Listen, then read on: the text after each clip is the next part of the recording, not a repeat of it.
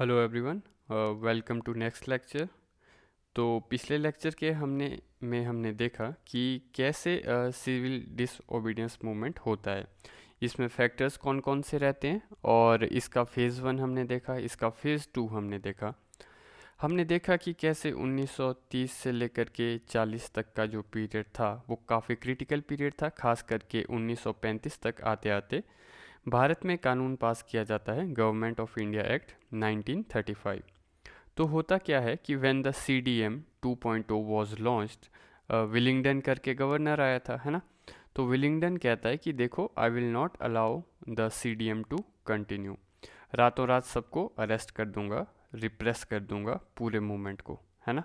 तो CDM 2.0 जब ख़त्म हुआ, या फिर हम कह सकते हैं शुरू होने से पहले ही वो ख़त्म हो जाता है। उसके बाद ज़्यादातर लीडर्स जो है वो जेल में थे, और अब बची खुची एनर्जी लोगों के अंदर जो थी उसको डाइवर्ट करने के लिए गवर्नमेंट क्या करेगी, गवर्नमेंट यूज़ करेगी कैरेट एंड स्टिक पॉलिसी की शुरुआत करेगी। ठीक है। तो सरकार ने क्या किया कि 1930 में जो बॉयकॉट किया गया था काउंसिल एंट्री के इलेक्शंस को इंडियंस के द्वारा, तो गवर्नमेंट क्या करती है कि 1934 में एग्जैक्टली 1934 के अंदर यहाँ पे काउंसिल के इलेक्शंस डिक्लेयर करेगी। ठीक है। जैसे 1922 के अंदर किया था सरकार ने, कि जैसे ही नॉन कॉपरेशन मूवमेंट ख़त्म हुआ था उसके बाद तुरंत ही चुनाव हो रहे थे, तो वैसे ही यहाँ पर CDM 2.0 ख़त्म होगा, और ये उसके ट्रांजिशन के अंदर ही we come to know about the council election being taken place. Okay. तो सरकार को वही आशा थी जो 1922 के अंदर हुआ था कि वो यहाँ पर भी होगा। तो कांग्रेस के अंदर भी एक ग्रुप आकर के कहेगा कि देखो, हम चाहते हैं कि भारत के अंदर चुनावी प्रक्रिया में हम लोग भाग लें। वहीं दूसरा ग्रुप कहेगा कि नहीं, हमें इलेक्शंस में भाग नहीं लेने चाहिए। तो ये काउंसिल इलेक्शंस मूल तरह से सेंट्रल असेंबली के अंदर होने वाले थे। इसमें फिर से अब इलेक्शन को लेके भागीदारी लेनी है कि नहीं लेनी है, उसको लेकर के चर्चा चलेगी। एक ग्रुप आएगा, वो कहेगा वी शुड नॉट पार्टिसिपेट, दूसरा ग्रुप कहेगा यस वी शुड पार्टिसिपेट। तो वहाँ से ये एक नया ग्रुप उभर करके आया जिसे हम लोग कहते हैं न्यू स्वराजिस्ट। ओके। तो इन सब का मानना था कि 1934 के अंदर जो इलेक्शन होने वाले हैं 1934 में, खास करके जो सेंट्रल असेंबली के अंदर, उसमें हमको पार्टिसिपेट करना चाहिए। इनका ऑब्जेक्टिव भी वही पुराने स्वराजिस्ट के जैसा ही था कि देखिए, हमने पिछली बार अच्छा काम किया है तो हम इस बार भी कर सकते हैं, खाली अब लीडर्स के नाम बदलेंगे। न्यू स्वराजिस्ट में क्योंकि अब पुराने लीडर्स तो बचे नहीं थे, मोतीलाल नेहरू की मृत्यु हो चुकी है, CR दास की मृत्यु हो चुकी है, तो अब नए लीडर्स निकल करके आए हैं। तो इन न्यू लीडर्स में हमें जो देखने को मिलेंगे, एक हमें देखने को मिलेंगे भूला भाई देसाई, हमें देखने को मिलेंगे, है ना। तो हम देखेंगे कि ये भी बहुत प्रोमिनेंट लीडर थे, है ना। इसके अलावा हमें देखने को मिलेंगे MA अंसारी, हमें देखने को मिलेंगे। इसके अलावा हमें सत्य मूर्ति करके एक लीडर देखने को मिलेंगे। इसके अलावा हम असफ़ अली को भी लिख सकते हैं न्यू स्वराजिस्ट के अंदर। ठीक है, असफ़ अली। तो Asaf Ali he was also one of the person जो इस पीरियड के अंदर न्यू स्वराजिस्ट के रूप में उभर करके आए थे।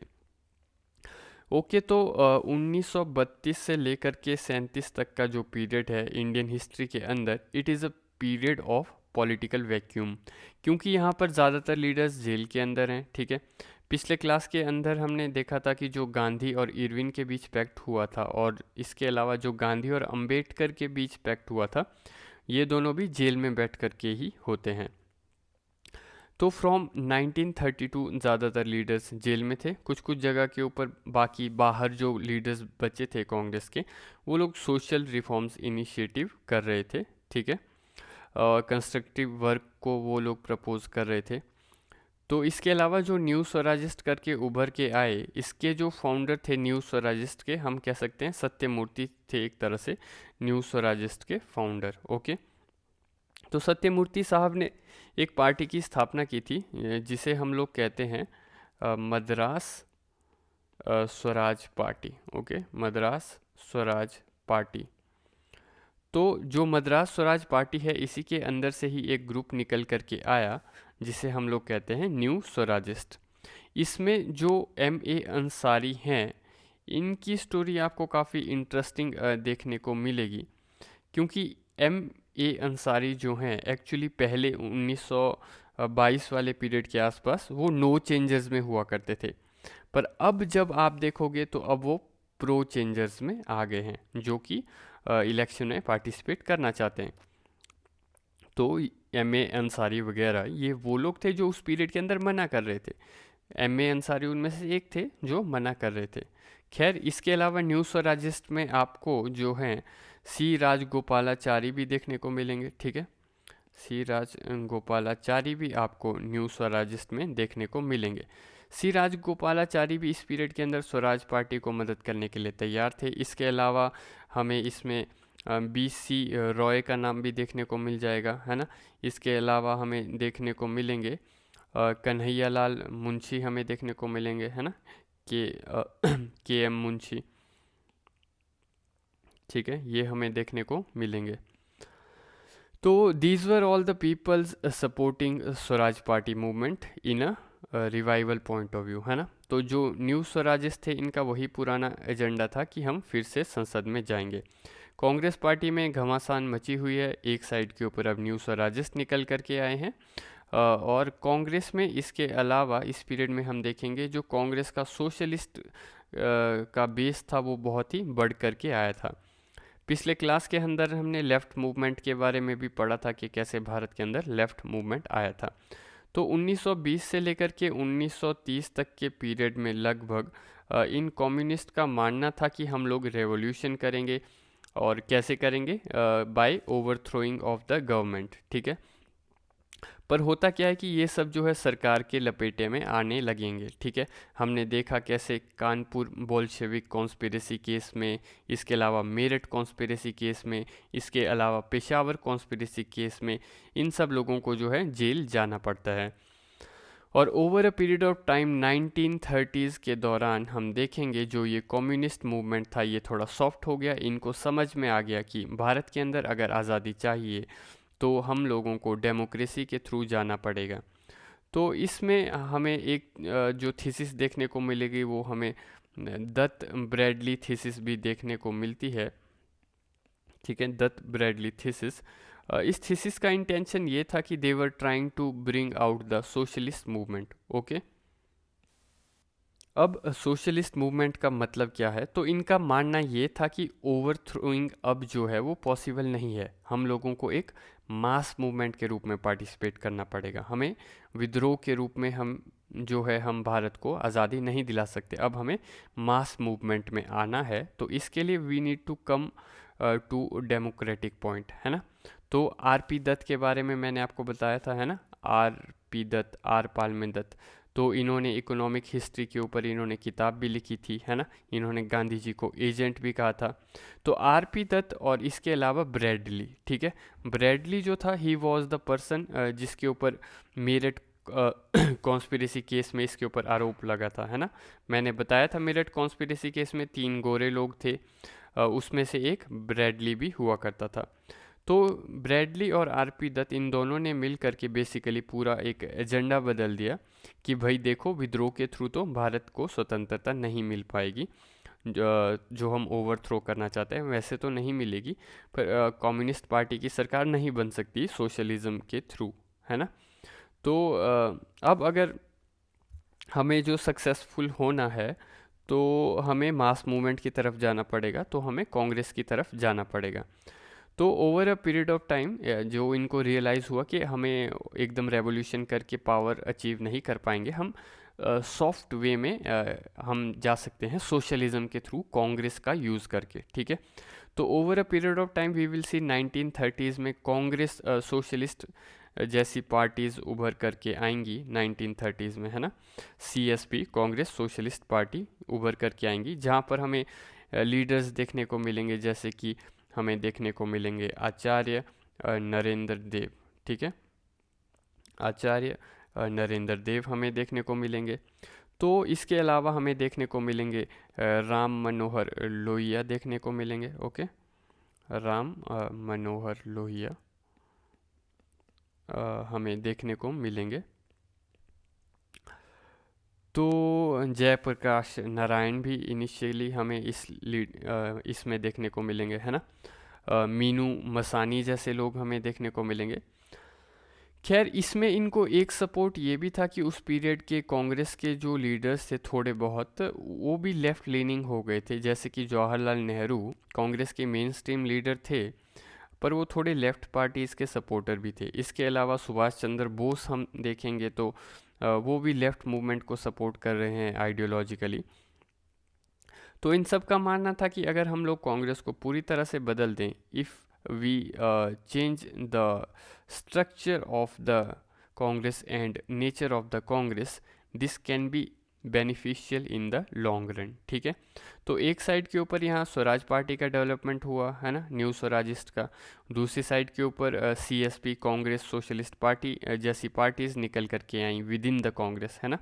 तो लेफ्टिस्ट आइडियोलॉजी से हमने देखा मोटिवेटेड लोग भी कांग्रेस में हमें दिखेंगे, जैसे कि नेहरू हो गए, बोस हो गए, जो कि कांग्रेस के एजेंडा को ड्राइव कर रहे थे। तो थोड़ा समय तक आते आते भारत सरकार के द्वारा एक कानून पास किया गया, वो था गवर्नमेंट ऑफ इंडिया एक्ट 1935। ठीक है, तो इस एक्ट के थ्रू भारत में अब पहली बार जो है इलेक्शंस होंगे। ओके, फर्स्ट टाइम इलेक्शंस होंगे भारत के अंदर इस एक्ट के थ्रू। और इस इलेक्शंस में कांग्रेस जो है वो आखिर में भारत के 7 राज्यों के अंदर मेजॉरिटी में सरकार बनाएगी। तो वहाँ से ही वी विल सी की प्रोविंशियल इलेक्शंस की शुरुआत होगी। तो हम लोग पहले अब जो है एक बार गवर्नमेंट ऑफ इंडिया एक्ट 1919 देखेंगे, फिर उसके बाद हम गवर्नमेंट ऑफ इंडिया एक्ट 1935 देखेंगे, और फिर उसके बाद अब हम कांग्रेस की इलेक्शंस को भी हम देखेंगे इस लेक्चर में। ठीक है, तो ये सब चीज़ें हम देखेंगे। ओके, तो हमने देखा था कि 1919 से पहले जो लास्ट कॉन्स्टिट्यूशनल रिफॉर्म्स भारत को मिला था 1919 से पहले, वो हमें 1909 में मिला था, जिसको हम मॉर्ले मिंटो रिफॉर्म्स के नाम से भी जानते हैं। ठीक है, तो Morley Minto reforms was an outcome of the स्वदेशी मूवमेंट। ठीक है, मॉर्ले मिंटो रिफॉर्म को हम इंडियन काउंसिल एक्ट के रूप में भी पहचानते हैं। तो ये आप देखिए, शब्द बहुत ही मैटर करता है। इंडियन काउंसिल एक्ट का मतलब क्या है? काउंसिल का मतलब ये हुआ कि ये परिषदों के लिए है ना। इसमें कोई भारत सरकार का नाम का शब्द इन्होंने यूज़ नहीं किया है। जब वर्ल्ड वॉर 1 शुरू हुआ 1914 के ऑनवर्ड, ठीक है, उसके बाद हमने देखा कि गदर मूवमेंट हो गया, गदर के साथ साथ होम रूल हो गया, और होम रूल के साथ साथ गांधी जी की एंट्री भी हो रही है। तो इन सब कारणों से सरकार थोड़ी बैकफुट के ऊपर आ गई थी, और तात्कालिक रूप से इन्होंने 1917 के जो है अगस्त के अंदर ही डिक्लेरेशन कर दिया। मॉन्टेग्यू के द्वारा डिक्लेरेशन किया गया था कि भारत में सेल्फ गवर्नमेंट की बात की गई थी। तो इसी का ही कंटिन्यूशन था कि by the first half of 1919, ठीक है, the government of India act 1919 was passed। ठीक है, the government of India act 1919 was passed।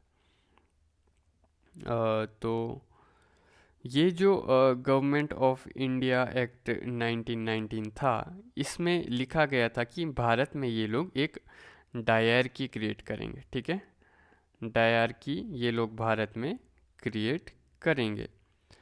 तो अगर हम बात करें डायरकी, यानी कि ये एक ऐसा प्रोविंशियल सेटअप क्रिएट करेंगे भारत के अंदर जिसमें 2 पावर सेंटर्स होंगे। तो इन्होंने 1919 के एक्ट में ये भी कहा कि इस एक्ट के 10 साल बाद एक भारत के अंदर हम एक स्टैट्यूटरी कमीशन लाएंगे। ठीक है, जो इसे संवैधानिक सेटअप को बेसिकली लागू करने की पीछे की वर्किंग को चेक करेगा कि 1919 के एक्ट ने अच्छे से वर्क किया या नहीं। तो वहीं 1919 की बैकग्राउंड के अंदर जो है ऑलरेडी हम देखेंगे कि हंगामा होना शुरू हो गया था, और इस हंगामे का ही परिणाम था कि हम देखेंगे कि 1920 से लेकर के 1927 तक जो है 1920 से लेकर के 1927 तक अलग अलग प्रकार की कमेटीज़ और कमीशंस की रचना होती है। हमने देखा था कि मूडीमैन कमेटी बनाई गई थी, है ना, और इस कमेटी ने स्वीकारा था कि 1919 का एक्ट जो है एक फेलियर के रूप में है ना। तो इसके अलावा दूसरा हम देखेंगे कि 1927 तक आते आते हमने देखा कि कैसे जो है साइमन कमीशन की डिक्लेरेशन हुई थी, है ना, और नवंबर दिसंबर 1927 के पीरियड में वी हैड ऑलरेडी डिस्कस्ड कि साइमन कमीशन की रचना की जाती है, जो कि नॉर्मली 10 साल के बाद होनी थी, है ना। एक स्टैट्यूटरी कमीशन बनने वाला था, पर उसको इन लोगों ने तात्कालिक रूप से अभी 1927 में ही बना दिया, क्योंकि इंग्लैंड में जो है सरकार बदल रही थी, कंजर्वेटिव पार्टी जो वहाँ पर थी वो चुनाव हारने की तैयारी में थी। तो साइमन कमीशन के सामने हम लोगों ने फिर नेहरू कमेटी की रचना की थी, है ना। We had discussed the Nehru report as well, है ना। तो हमने डोमिनियन स्टेटस के बारे में चर्चा की थी नेहरू रिपोर्ट में। आखिर के अंदर 1930 के दौरान हमने सिविल डिसओबीडियंस मूवमेंट का बैकग्राउंड रख दिया था, क्योंकि अब हमारा गोल जो था वो था पूर्ण स्वराज का। अब हमारा गोल पूर्ण स्वराज का था, ठीक है। तो भारत सरकार के द्वारा फिर राउंड के टेबल कॉन्फ्रेंस की रचना की जाती है।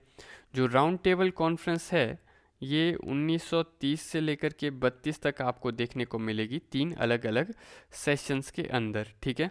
इसमें सेकंड मीटिंग के अंदर कांग्रेस के लीडर्स भी लंदन में बात करने गए। 2-3 और भी मुद्दे थे जो पीछे बैकग्राउंड के अंदर हुए। उसमें एक आपको एक रिपोर्ट देखने को मिलेगी, जिसे हम कहते हैं लोथियन कमेटी की रिपोर्ट, ठीक है, लोथियन कमेटी की रिपोर्ट।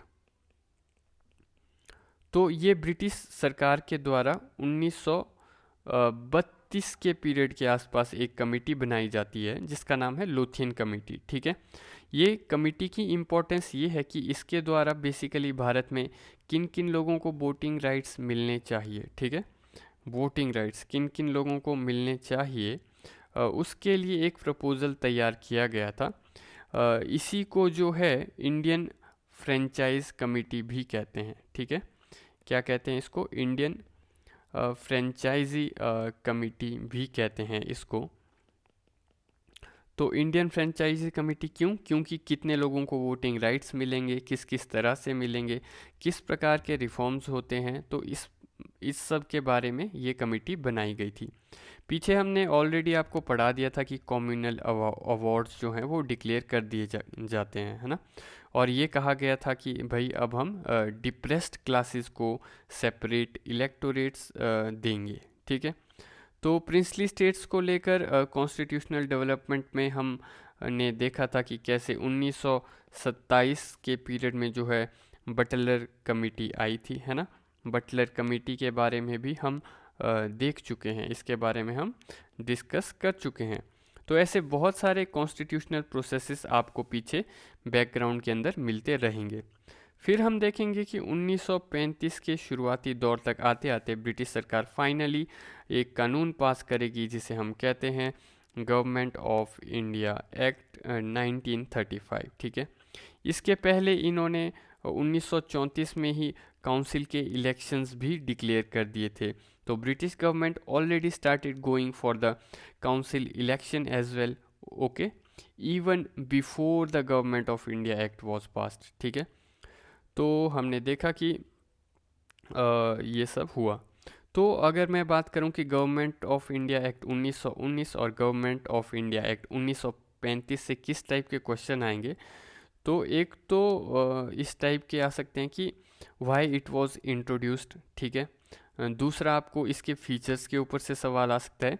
तीसरा इसकी इम्प्लीमेंटेशन या फिर इसकी वीकनेस के ऊपर से आपको क्वेश्चन आ सकता है, ओके। तो 1909 का जो कानून था, जो मॉर्ले मिंटो रिफॉर्म्स था, उसमें दिया कुछ खास नहीं गया था हम भारतीयों को, ठीक है।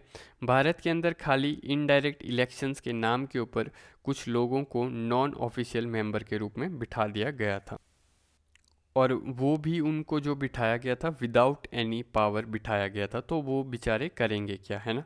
इनफैक्ट उस पीरियड में गोपाल कृष्ण गोखले, उनकी मृत्यु हो चुकी है, but he had actually published a document which went for the self government in India. Okay, तो इस डॉक्यूमेंट ने भी काफ़ी सारा हंगामा मचाया था उस पीरियड में। तो यहाँ पे हमें देखने को मिलेगा कि इंग्लैंड में एक ग्रुप भी निकल करके आया था 1919 से पहले, ठीक है। 1919 से पहले इंग्लैंड में एक ग्रुप निकल करके आया था जिसका नाम था round table group. Okay, round table group.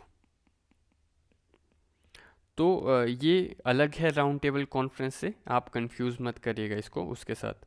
तो ये जो राउंड टेबल ग्रुप है एक्चुअली क्या था उस पीरियड में, विलियम्स ड्यूक करके जो है एक महाशय थे, ठीक है। विलियम ड्यूक करके एक महाशय थे। इसके अलावा लायनल कर्टिस करके एक महाशय थे, ठीक है। इन दोनों की अध्यक्षता में एक राउंड टेबल ग्रुप निकल करके आया। ये जो ग्रुप था उसने भारत के अंदर पॉलिटिकल रिफॉर्म्स कैसे हों, ठीक है, भारत के अंदर पॉलिटिकल रिफॉर्म्स कैसे हों इसको लेकर के बेसिकली अपना एक जो है प्रपोज़ल दिया था। तो एक से ज़्यादा इश्यूज थे पीछे बैकग्राउंड के अंदर, है ना। होम रूल था, होम रूल के दौरान होने वाला जो आपका लॉर्ड चेम्सफोर्ड की डिक्लेरेशन थी, है ना, फिर उसको लेकर के भी इश्यूज उभर करके आए थे। और फाइनली हम देखेंगे कि जब मॉन्टेग्यू और चेम्सफोर्ड की डिक्लेरेशन हुई तो उसके बाद जाके फिर पिक्चर जो है वो क्लियर हुई। तो इस बेसिस के रूप में we will see the government of India act 1919 was introduced. उसके कारण मॉडरेट्स जो थे भारत के वो बहुत खुश हो जाते हैं जब ये गवर्नमेंट ऑफ इंडिया एक्ट 1919 लाया जाता है। फिर ये मॉडरेट्स जो है उस समय पर एनी बेसेंट का सपोर्ट करना छोड़ देंगे। बेसिकली ये जो कानून था, ये कानून को लेकर के इन लोगों को इतनी खुशी हुई कि बात मत करिए, है ना। एस.एन. बनर्जी ने तो जो है लड्डू तक बांटे थे, है ना। एस.एन. बनर्जी कह रहे थे कि भाई देखिए सबसे बढ़िया काम हुआ है ना, इसके सिवाय अब हमको कोई भी आंदोलन नहीं करना चाहिए। वी विल फाइंड कि एस.एन. बनर्जी उस पीरियड के अंदर एक नई यूनियन की फॉर्मेशन करेंगे जिसका नाम था Indian liberal federation. Indian liberal federation.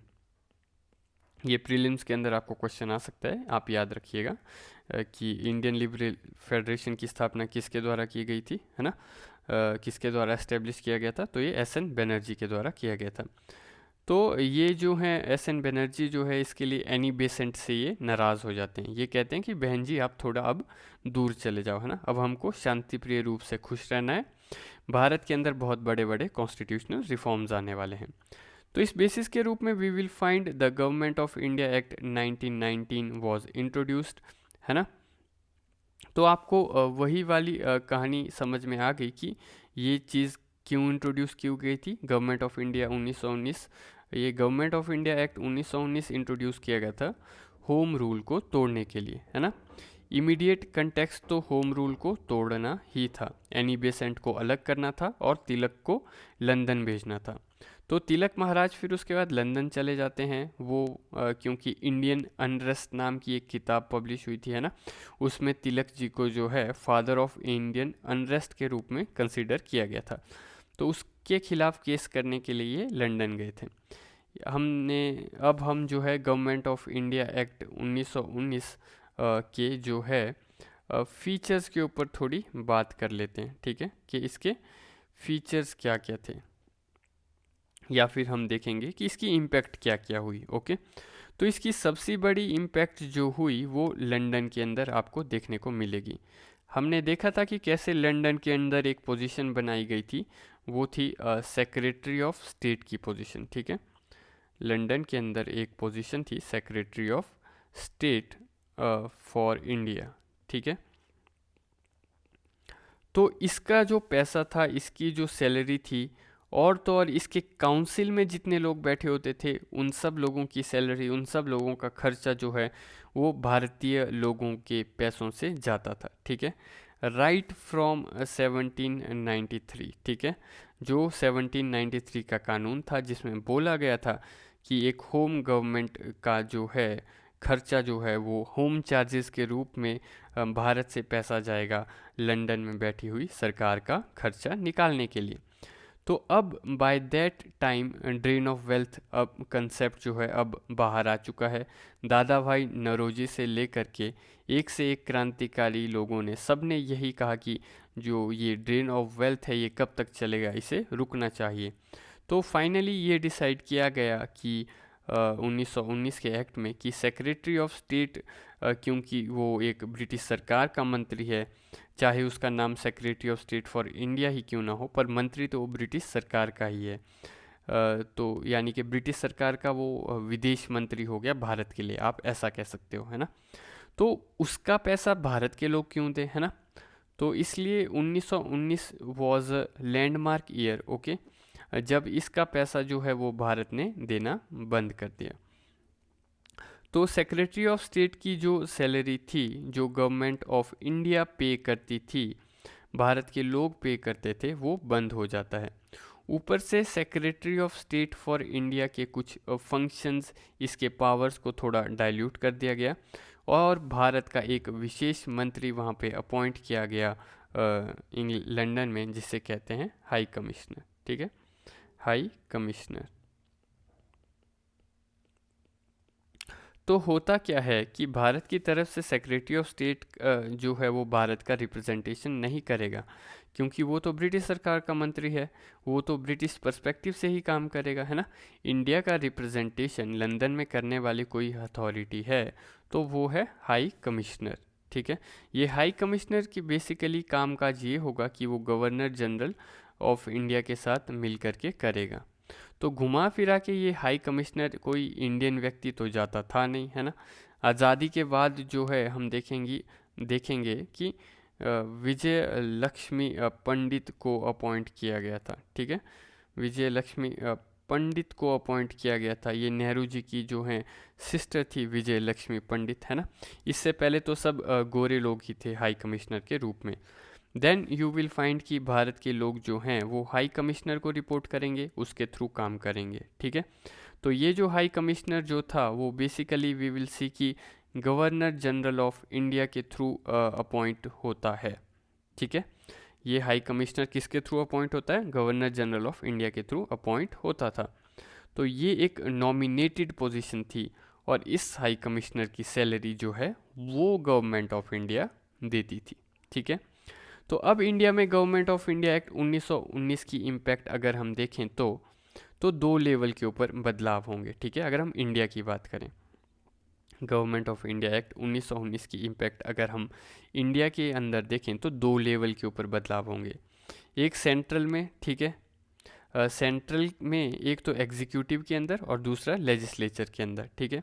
Central executive में क्या किया गया था, तो बहुत ही क्लियर कट कह दिया गया था कि गवर्नर जनरल ऑफ इंडिया सबसे मेन रहेगा, ठीक है।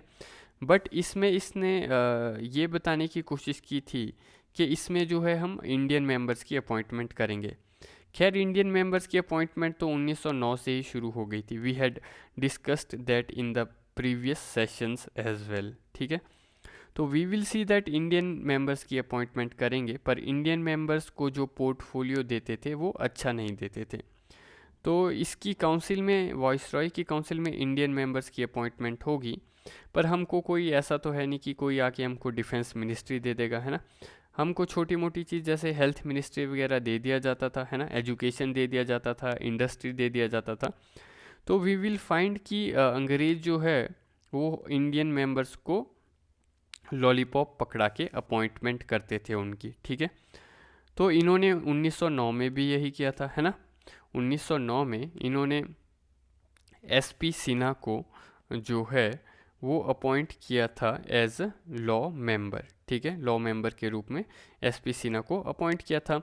But at that time law was not a significant authority in the cabinet.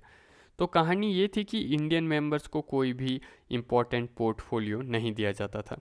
दूसरी कहानी ये थी कि इन्होंने लेजिस्लेचर में दो हाउसेस इंट्रोड्यूस किए, एक तो अपर हाउस हो गया और एक आपका लोअर हाउस हो गया, ठीक है। लेजिस्लेटर के अंदर इन्होंने दो हाउसेस इंट्रोड्यूस किए, एक अपर हाउस हो गया और एक जो है वो लोअर हाउस हो गया। तो इसमें जो लोअर हाउस है इसमें ये लोग जो है डायरेक्ट इलेक्शंस करवाना शुरू कर देंगे, ठीक है। यहाँ पर ये लोग डायरेक्ट इलेक्शंस करवाना शुरू कर देंगे। For the very first time we will see कि डायरेक्ट इलेक्शंस होना शुरू होते हैं।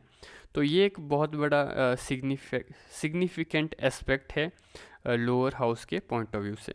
पर प्रॉब्लम ये हुआ कि लोअर हाउस के अंदर जो है इन्होंने साथ ही साथ जो है कम्युनल इलेक्टोरेट्स भी लागू कर दिए थे, ठीक है। कम्युनल इलेक्टोरेट्स भी इन्होंने लागू कर दिए थे। तो अभी तक तो जो है खाली सिर्फ मुसलमानों को मिल रहे थे सेपरेट कम्युनल इलेक्टोरेट्स, पर अब इन लोगों ने पारसी को भी इंक्लूड किया, है ना, सिख को भी इंक्लूड किया, एंग्लो इंडियन को भी इंक्लूड किया, क्रिश्चियन को भी इंक्लूड किया, ठीक है। तो एंग्लो इंडियन का मतलब था पापा ब्रिटेन से और मम्मी भारतीय हो। क्रिश्चियंस में ऐसे क्रिश्चियंस भी हो सकते हैं जो कन्वर्टेड हो, है ना, जो यहाँ सालों से रह रहे हों। तो इसमें यूरोपियन क्रिश्चियंस भी आ सकते थे, है ना। तो इसमें अपर हाउस में तो अभी भी नॉमिनेटेड सदस्य ही हैं, ठीक है। The word direct elections officially 1919 में आता है। 1909 में भी इनडायरेक्ट इलेक्शन का ही प्रकार हमें देखने को मिलेगा, 1909 में भी, क्योंकि उसमें वोटिंग राइट सबके पास लिमिटेड ही थे। इवन अभी भी आपको ये देखने को मिलेगा कि even after direct elections was there but the voting right still were restricted, है ना। अभी भी उतनी बड़ी मात्रा में वोटिंग राइट्स जो है वो लोगों के पास नहीं थे। So you need to have certain qualification also to get into the government. तो डायरेक्ट इलेक्शन थे, इसमें इंडियन मेंबर्स आए बहुत सारे, है ना। तो इनको ये बोला गया कि अब जो है आप लोग कुछ भी डिस्कस कर सकते हो, कुछ भी पूछ सकते हो, है ना, सप्लीमेंट्री क्वेश्चन भी कर सकते हो, जो भी करना है वो कर सकते हो। तो मैंने आपको बताया था कि 1892 में ये लोगों को अलाउ था एक क्वेश्चन पूछने का। 1909 में थोड़ा और डिस्कशन के राइट्स मिलना शुरू हुए और 1919 तक आते आते ये खुल गए अब, ठीक है। तो घुमा फिरा के वी विल फाइंड कि in the central legislative assembly, उसमें अपर हाउस में तो अभी भी ब्रिटिश डोमिनेशन है, ठीक है। वहाँ पे लोग जो है नॉमिनेट किए जाएंगे, जो सरकारी लोग हैं, है ना, वो लोग नॉमिनेट किए जाएंगे। पर लोअर हाउस के अंदर आपको काफ़ी सारे इंडियंस मिल जाएंगे। अपर हाउस में आपको नॉमिनेटेड मेंबर्स ही मिलते हैं। इसमें संख्या के ऊपर हमें नहीं जाना है कि पहले 30 सीटें थी, बाद में 40 हो गई, फिर 50, फिर 60, है ना। सवाल सीट्स के नंबर्स के ऊपर नहीं आता, सवाल थीमेटिक आता है। ये थीमेटिक पार्ट है। आपको थीमेटिकली पता होना चाहिए कि इंडियंस का रिप्रेजेंटेशन बढ़ेगा दोनों हाउसेज में, ठीक है। आपको ये भी आइडिया होना चाहिए कि इंडियंस का जो है वो रिप्रेजेंटेशन बढ़ेगा। एंड में जो पावर है वो तो फिर गवर्नर जनरल के पास ही रहेगी, है ना। Even when the bill is passed then governor general of India will have the final authority, या फिर हम कह सकते हैं वीटो पावर उसी के पास होगी। इसके लिए जो वर्ड यूज़ किया गया है वो है पावर ऑफ सर्टिफिकेशन, ठीक है, पावर ऑफ सर्टिफिकेशन। तो it is equivalent to veto only, ठीक है, बट शब्द याद रखिएगा, इसको कहा गया है पावर ऑफ सर्टिफिकेशन। तो इस बेसिस के रूप में सेंट्रल गवर्नमेंट के अंदर वी विल सी कि there was no responsible government, okay. Executive was not responsible to the legislature, no responsible government.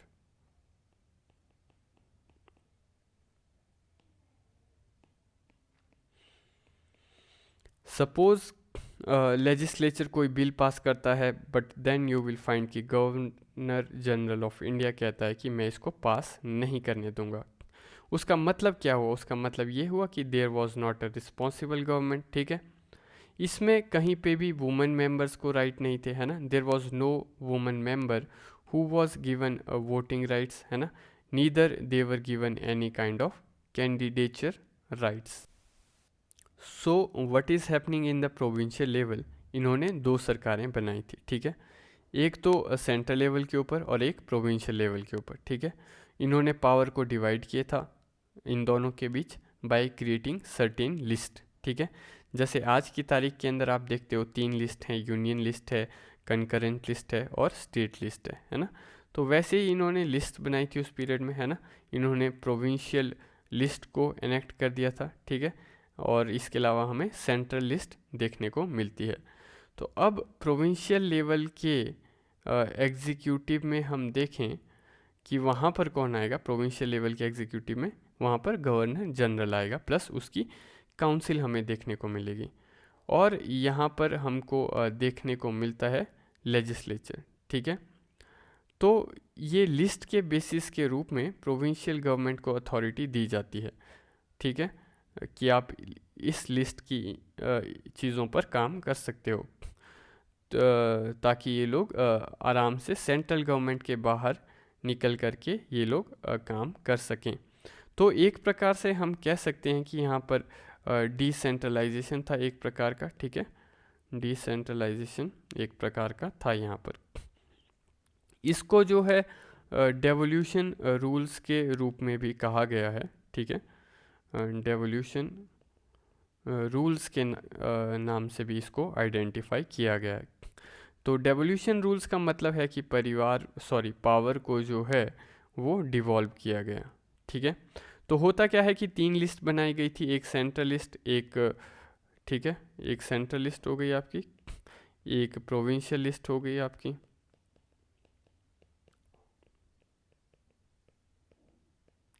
तीसरा अगर हम देखेंगे तो तीसरा there were residuary powers, okay.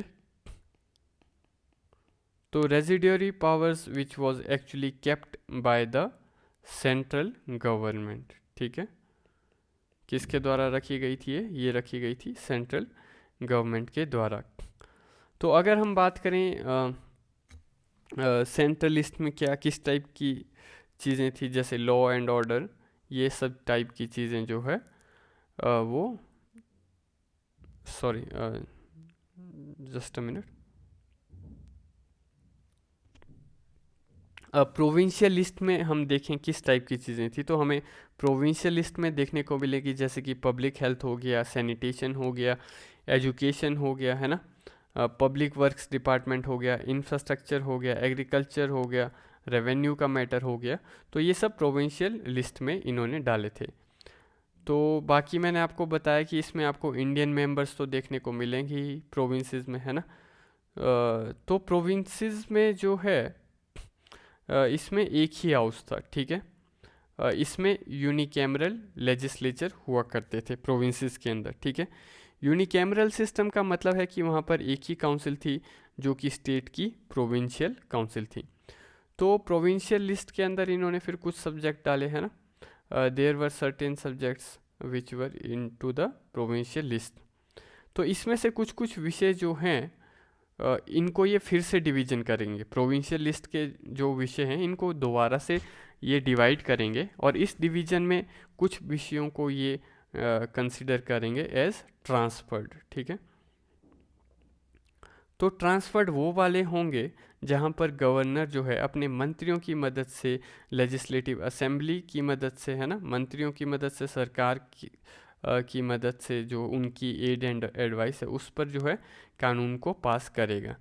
There were certain list other than transferred जिसको हम बोलते थे रिजर्व लिस्ट, ठीक है। एक तो होगी ट्रांसफर्ड लिस्ट जो मैंने अभी आपको बताया, एक होती थी रिजर्व लिस्ट। तो रिजर्व लिस्ट के अंदर क्या था, इसमें ऐसे ऐसे विषय होंगे, ऐसे टॉपिक होंगे जहाँ पर खाली गवर्नर और उसकी एग्जीक्यूटिव काउंसिल का ही पावर है, ठीक है। इसमें लेजिस्लेचर का कोई रोल नहीं आएगा। तो इसमें क्या हुआ, फॉर एग्जांपल फाइनेंस का मुद्दा आ गया, है ना, पुलिस का मुद्दा आ गया, है ना। तो ये सब जो है रिजर्व लिस्ट में डाल दिया गया था। तो होता क्या है कि राज्यों की सरकारें थी, वहाँ पर यूनिकैमरल लेजिस्लेचर था, ओके। क्या था वहाँ पर यूनिकैमरल लेजिस्लेचर था। तो इंडियंस भी आते ही थे, है ना, और उनकी संख्या भी ज़्यादा थी इंडियंस की। तो बट हुआ ये कि इसमें रिज़र्व लिस्ट लाने से ज़्यादातर जो विषय थे वो गवर्नर के पास चले गए थे। तो जितने रिज़र्व लिस्ट में आएंगे उसमें governor general with the executive council final decision making करेगा, ठीक है।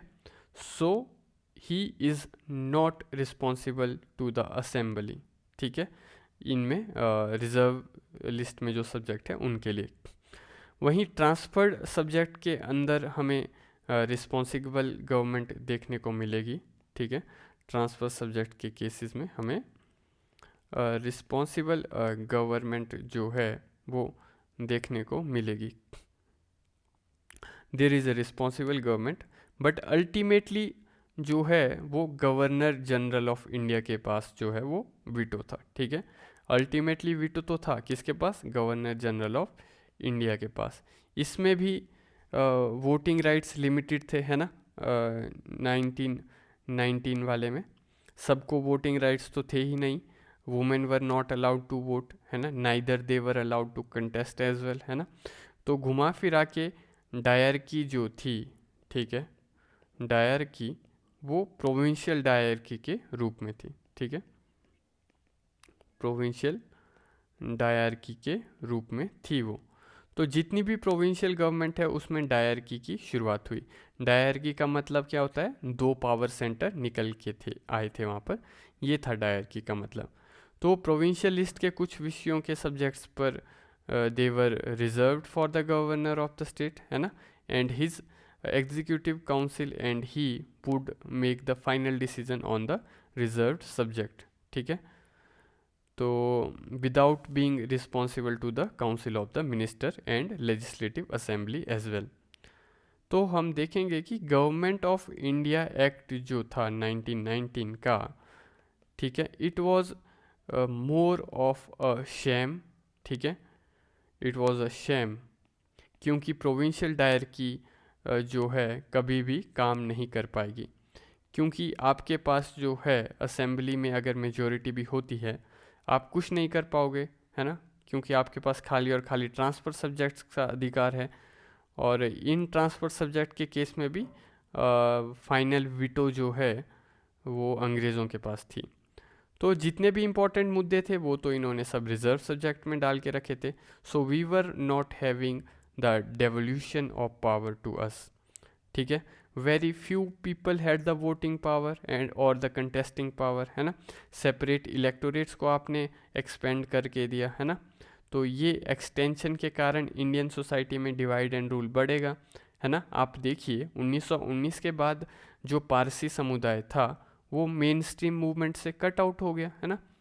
इसके अलावा 2 विषय ऐसे थे जो रिजर्व सब्जेक्ट्स में इन्होंने डाल दिए थे, इम्पॉर्टेंट जो थे, जैसे कि एक था आपका फाइनेंस, ठीक है, और दूसरा था आपका पुलिस, ठीक है।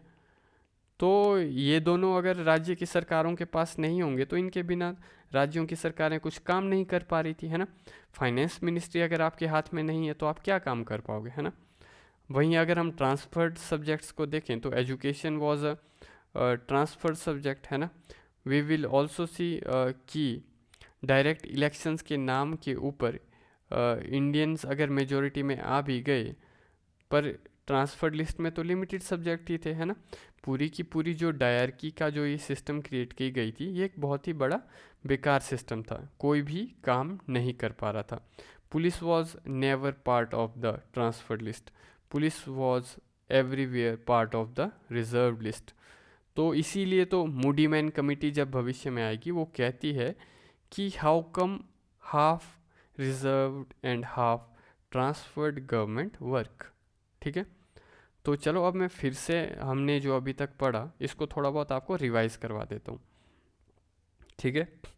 तो हमने देखा कि कैसे मॉनफोर्ड रिफॉर्म्स जो थे they were outcome of the home rule movement, है ना, and also outcome of Muslim League and Congress coming together, ठीक है, and there were also other reasons as well, okay.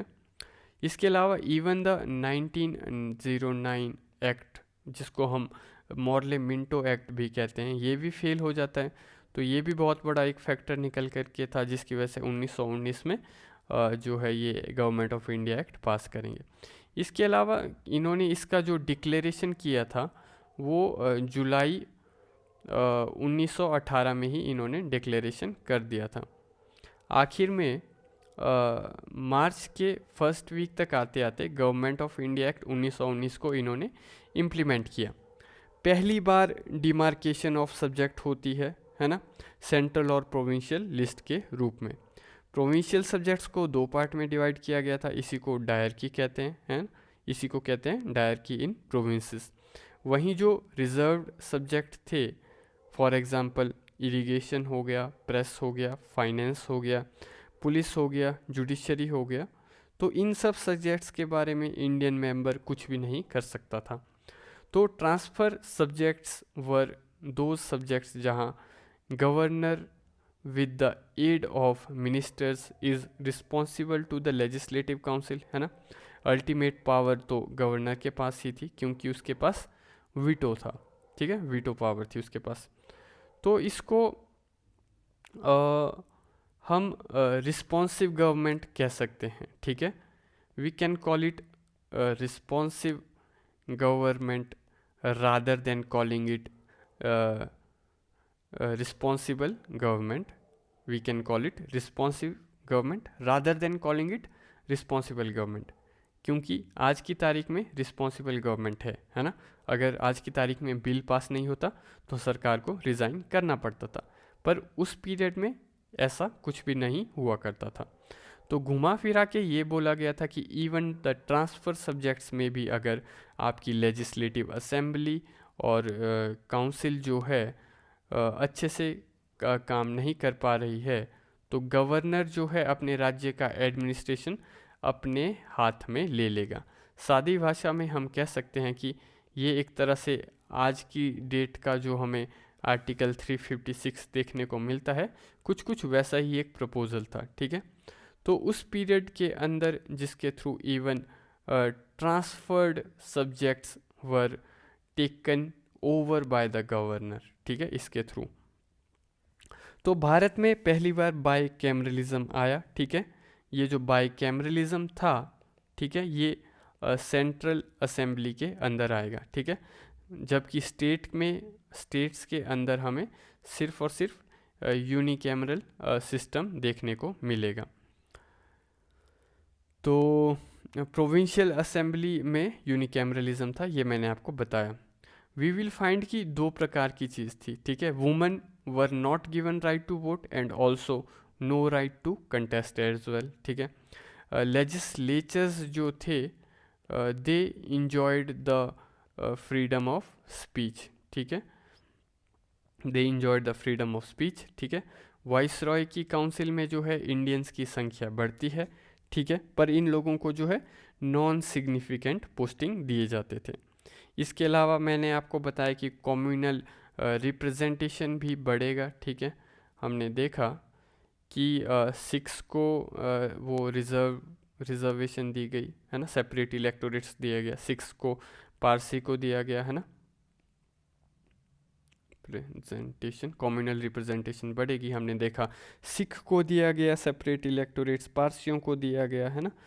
तो इस तरह से ये चीज़ हमने देखी। इसके अलावा सेक्रेटरी ऑफ स्टेट जो इंडिया से सैलरी लेता था वो बंद कर दिया गया, ठीक है। और इसके अलावा हमने देखा कि हाई कमिश्नर की अपॉइंटमेंट की गई, ओके, और पब्लिक कमीशन की रचना भी की जाएगी, ओके, पब्लिक सर्विस कमीशन की रचना भी की जाएगी, ऐसा कहा गया था इस एक्ट में। और ऐसा कहा गया था तो इसी के आउटकम के रूप में हम देखेंगे कि इस चीज़ के लिए ली कमीशन की रचना होगी, ठीक है। एक स्टैट्यूटरी कमीशन आएगा। इसके अलावा हम देखेंगे साइमन कमीशन की अपॉइंटमेंट के बारे में भी इसमें कहा गया था कि एक स्टैट्यूटरी कमीशन बनाया जाना चाहिए 10 सालों के बाद, ठीक है। एक फंडामेंटल डिफरेंस आपको दिखेगा गवर्नमेंट ऑफ इंडिया एक्ट 1919 और 1935 के बीच। एक फंडामेंटल डिफरेंस आपको जो दिखेगा वो है प्रीएम्बल, ठीक है। 1919 में पहली बार इन्होंने प्रीएम्बल ऐड किया था, पर 1935 में ये प्रीएम्बल ऐड करना भूल गए थे, ठीक है। और 1919 से 1935 तक जो कानून अब आएगा, पहले 1919 में आया गवर्नमेंट ऑफ इंडिया एक्ट, ठीक है, इसके बाद अब 1935 में आएगा। पर इस बीच बैकग्राउंड में भी कुछ चीज़ें होंगी, ठीक है।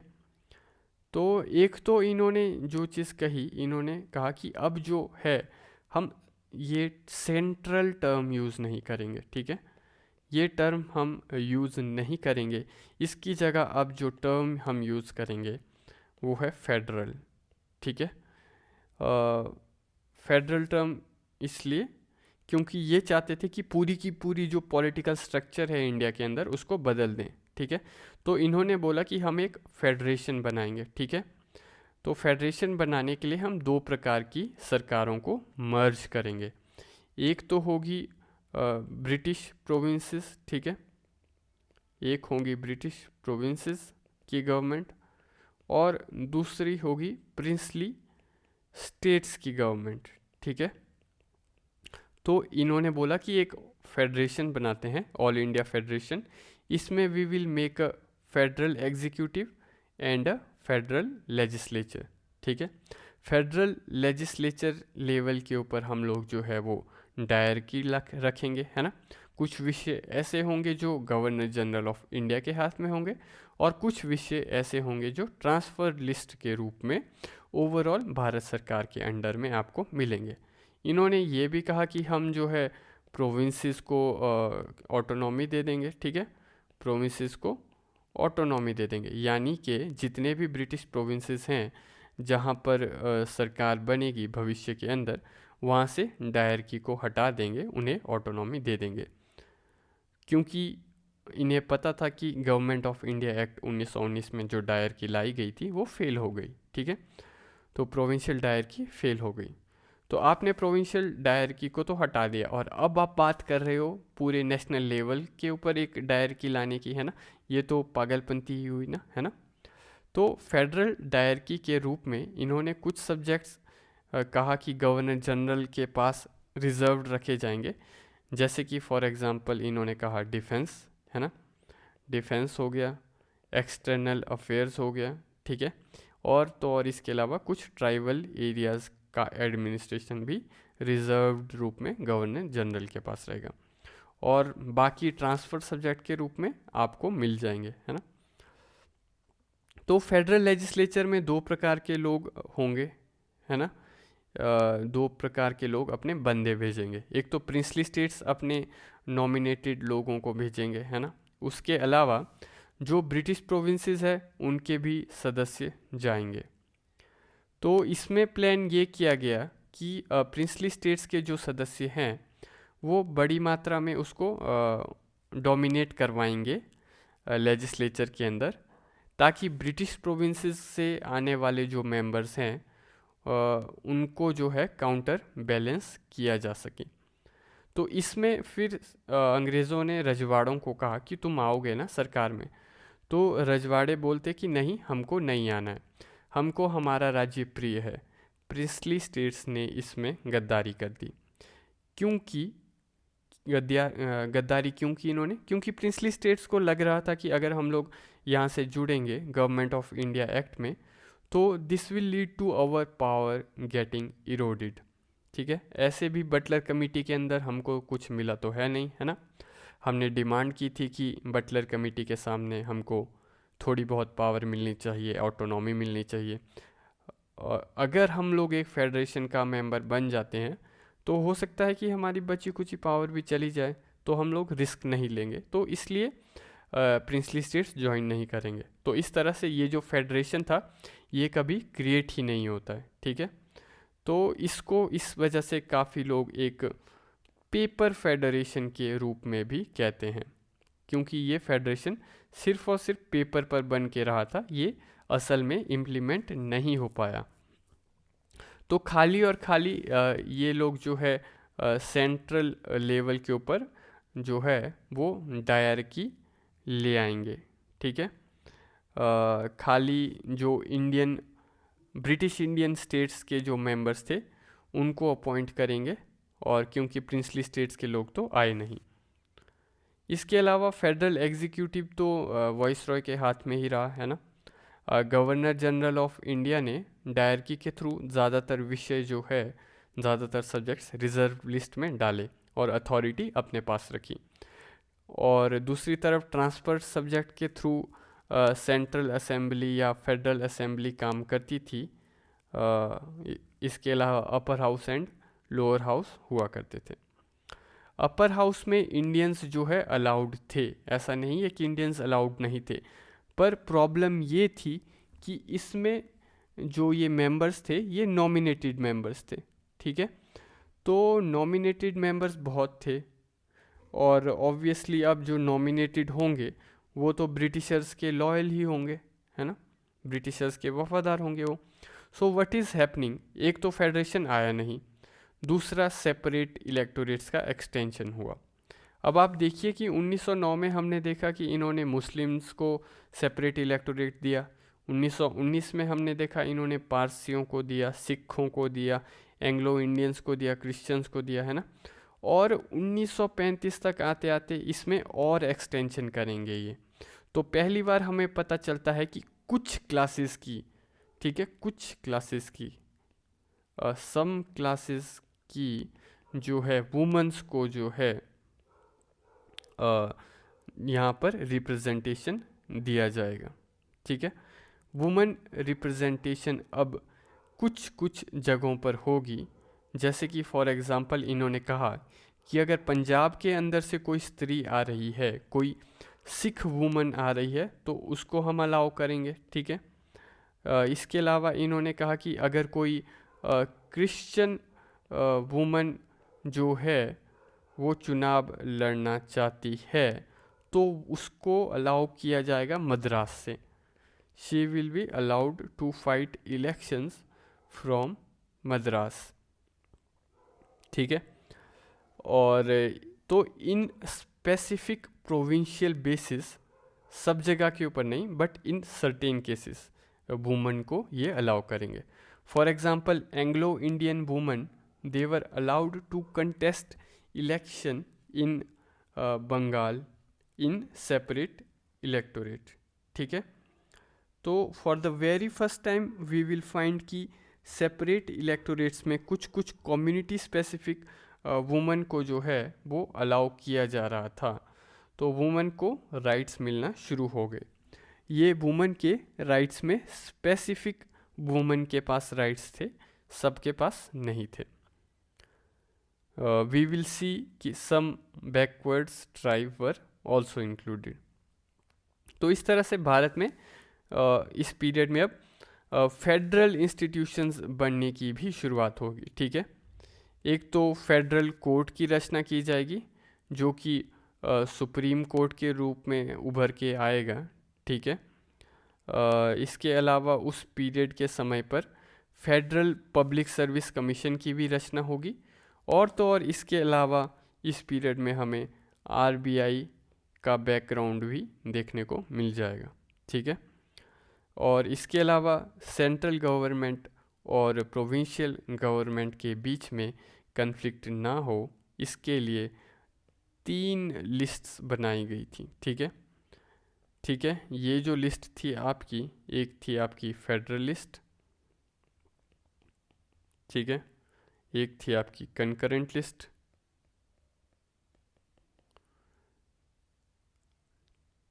ठीक है, फेडरल लिस्ट, कंकरेंट लिस्ट और प्रोविंशियल लिस्ट।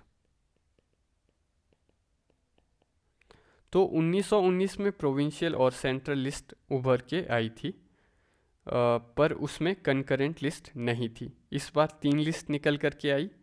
इसके अलावा जो रेजिडुअरी पावर थी वो सेंटर के हाथ में थी। तो 1919 में जो प्रोविंशियल डायर की थी, इनको समझ में आ गया था 1919 वाली प्रोविंशियल डायर की तो फेल हो गई। तो 1935 के कानून में गवर्नमेंट ऑफ इंडिया एक्ट के थ्रू इन्होंने इसको बदल दिया। इन्होंने बोला कि हम प्रोविंसेस को ऑटोनॉमी देंगे। Under this provincial autonomy we will make sure कि प्रोविंसेस एक सेपरेट लीगल एंटिटी के रूप में काम करेंगी।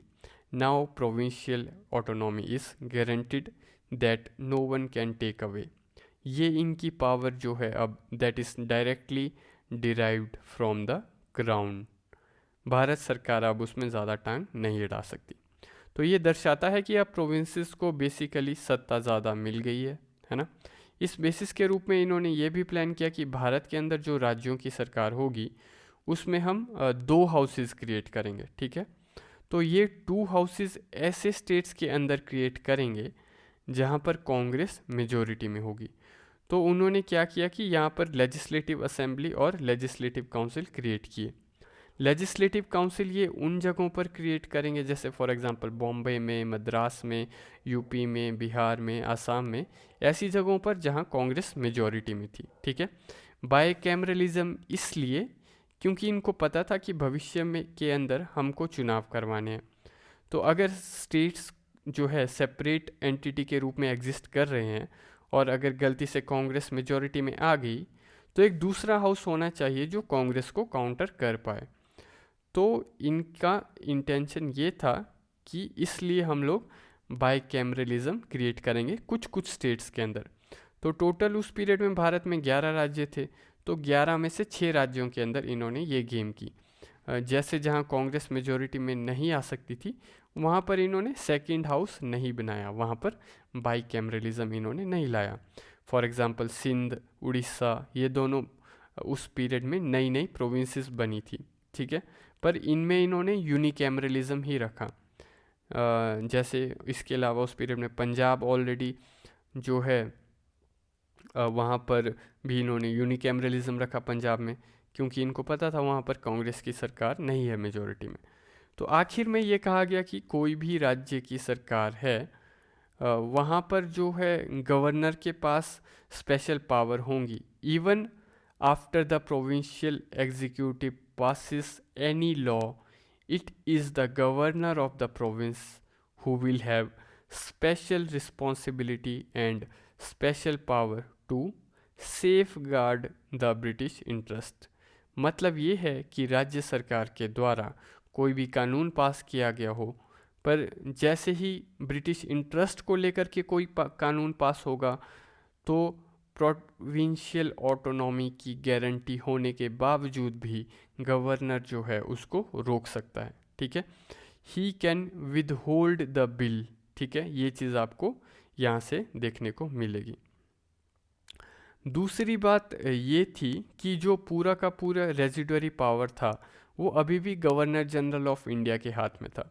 तो घुमा फिरा के even after granting the provincial autonomy the governor general of India will be the big boss of the country. इसके हाथ में वीटो थी, ठीक है।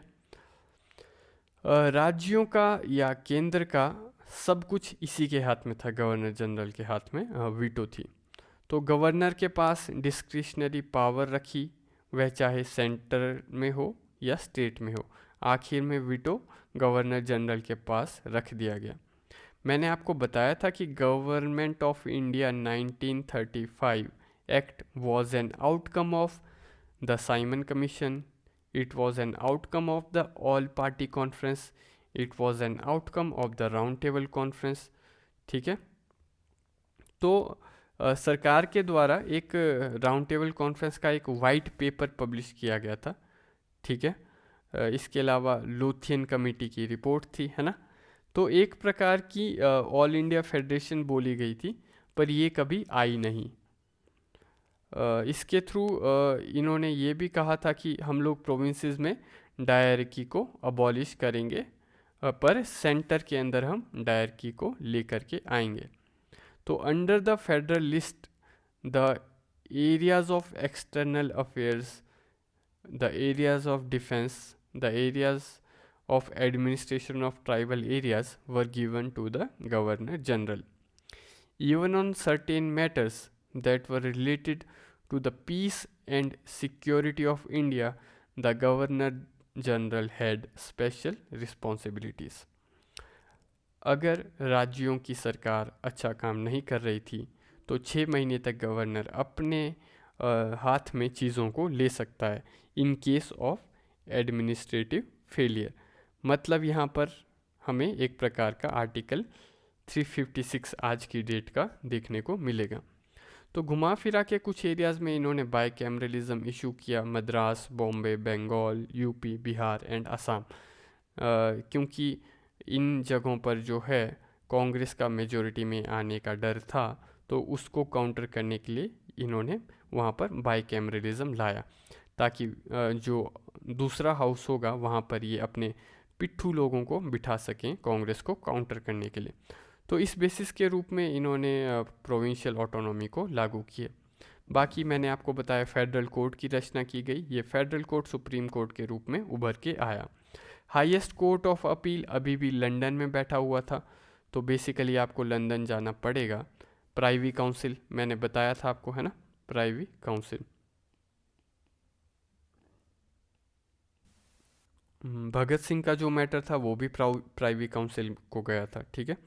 उसको पर एक्सेप्ट नहीं किया गया था। मदन मोहन मालवीय लेकर के गए थे इस मैटर को, भगत सिंह के मैटर को प्राइवी काउंसिल में, पर उनको पार्डन नहीं किया गया था। ये प्राइवी काउंसिल आपका अबोलिश होगा 1949 में जाकर के, 1949 में, जब भारत का संविधान जो है बनकर तैयार होगा, तब जाके ये लागू होगा। इसके अलावा दूसरी कहानी आपको ये देखने को मिलेगी कि सेक्रेटरी ऑफ स्टेट की सत्ता कम हो गई, है ना। हमने ये भी देखा इसकी सैलरी अब इंडियंस नहीं दे रहे थे। काउंसिल जो थी 15 लोगों की सेक्रेटरी ऑफ स्टेट की, ठीक है, वो काउंसिल भी 1935 में रद्द कर दी गई, ठीक है, क्योंकि by that time the position of high commissioner had already evolved. तो 1919 में भी और 1935 में भी ये सब चीज़ें थी। दोनों में कॉन्स्टिट्यूशनल मशीनरी के ब्रेकडाउन में गवर्नर के पास अथॉरिटी हुआ करती थी। तो 1935 में कानून आया, गवर्नमेंट ऑफ इंडिया एक्ट 1935, ठीक है। उसी के कंटिन्यूएशन में 1937 में we come to know about provincial elections for the very first time, ठीक है। पहली बार प्रोविंशियल इलेक्शंस के बारे में हमें पता चलता है, ठीक है। फिर 7 राज्यों में कांग्रेस की सरकार बनेगी, जो कि 1939 तक चलेगी। तो गवर्नमेंट ऑफ इंडिया एक्ट 1935 में ये सब चीज़ें लिखी थी, ठीक है। फिर हम देखेंगे इसी पीरियड में जो हमने देखा न्यू स्वराजिस्ट जो है, गवर्नमेंट ऑफ इंडिया एक्ट 1935 से पहले ही उभर के आ गए थे न्यू स्वराजिस्ट, ठीक है। तो अब देखो 1937 में जो है कांग्रेस बहुत दुविधा में है, क्योंकि एक तो न्यू स्वराजिस्ट निकल करके आए हैं, इन्होंने 1934 के इलेक्शन में भी हंगामा करवा दिया था, क्योंकि इनका मानना था कि 1934 में जो सेंट्रल असेंबली के इलेक्शन हो रहे हैं उसमें पार्टिसिपेट करना चाहिए, ठीक है। एक तो कांग्रेस में वहाँ पर बूम बूम हो रही थी। दूसरा, कांग्रेस में हमने देखा कि CSP उभर के आई है ना, कांग्रेस सोशलिस्ट पार्टी। तो ये लोग कह रहे थे कि इलेक्शन में पार्टिसिपेट नहीं करना चाहिए, ये लेफ़्ट वाले थे, है ना। इसके अलावा गांधी जी भी रिज़ाइन करके बैठे इस पीरियड में, मुंह फुला के, है ना।